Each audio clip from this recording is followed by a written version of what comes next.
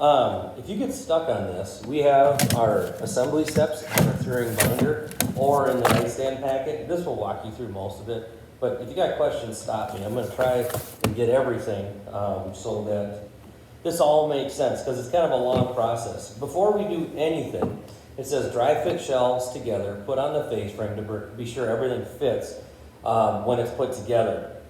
Even before the dry fit, I want you to grab a square and we're going to lay out our sides. This is a really easy step, but people will often skip it. What I'm going to do is find the dado. I'm just going to make a mark right in the middle of the dado. So there's a little tiny pencil mark that lines up in the middle of the dado. I've got a little square. And I'm going to make a mark here, and I'm going to make a mark here.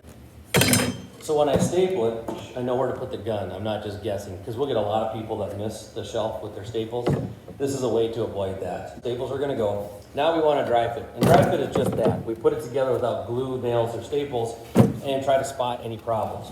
So first thing I'm going to do is put my shelf into my dado, and I'm looking at the edge of my shelf lines up with the rabbet. If my shelf is sticking out into my rabbet, what should I do?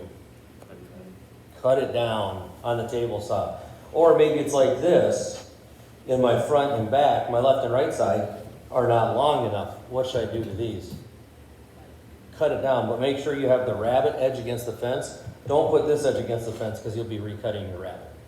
Luckily, mine's in good shape, so it passes step 1 on the dry fit.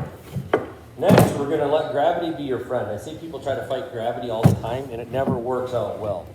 So I have my sides together. Verify that your stringer is the same length as your shelf. Mine is, so we're good. Then I'm going to grab my face frame, pop it right on top. Now, I am only worried about my face frame right here. Don't worry about what it looks like up there, because it's going to work if down here works. And here's what I mean. I'm going to line this up basically with my bottom shelf.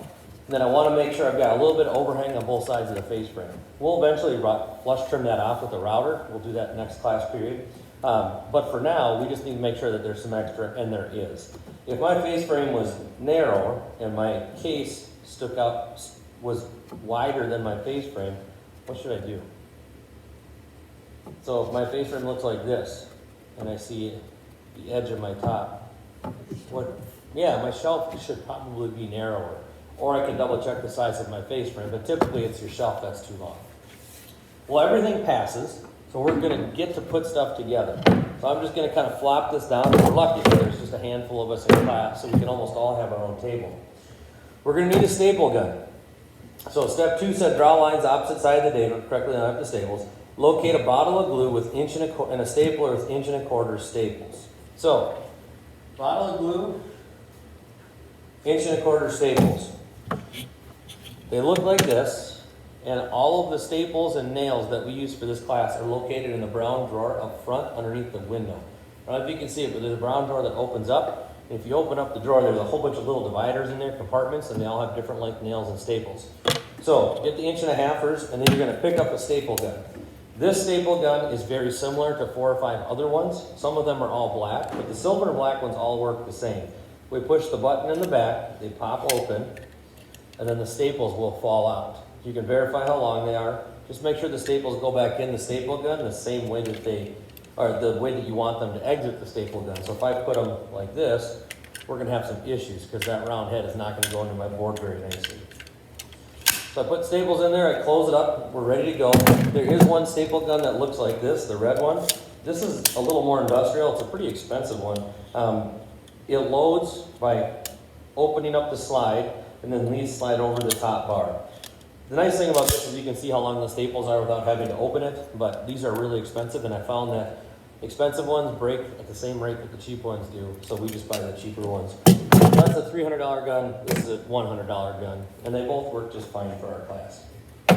Okay, time to put the frame or the case together. I need an air hose.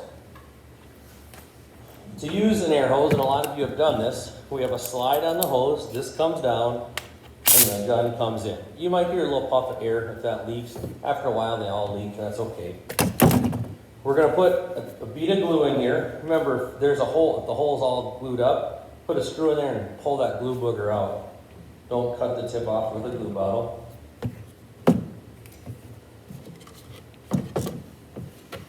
sure we got the good side up.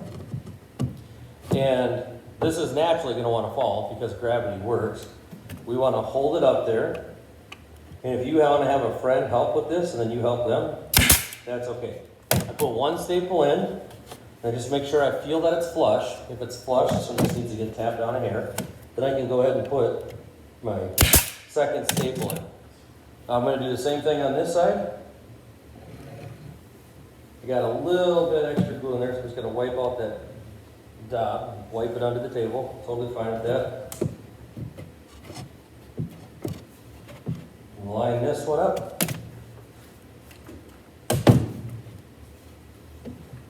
And then I'm going to staple. And staple.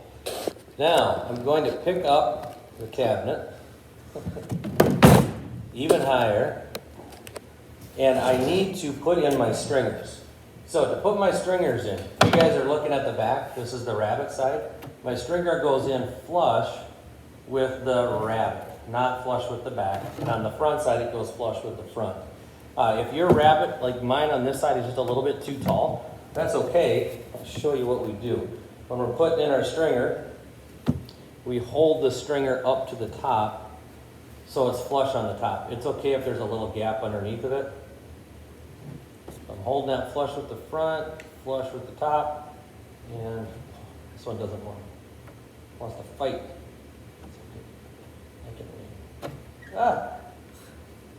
Maybe.